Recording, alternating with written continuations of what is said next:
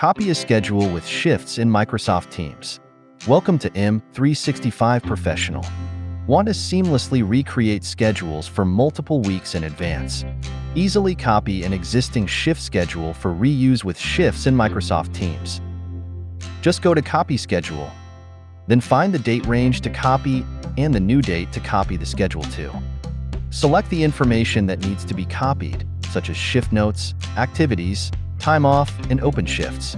Choose how many times the schedule should be copied. This makes it easy to create multiple schedules in advance. Select Copy.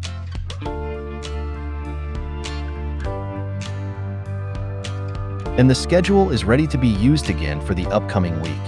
Create and publish schedules more efficiently with shifts in Microsoft Teams. Thanks for watching. Don't forget to subscribe. M365 Professional.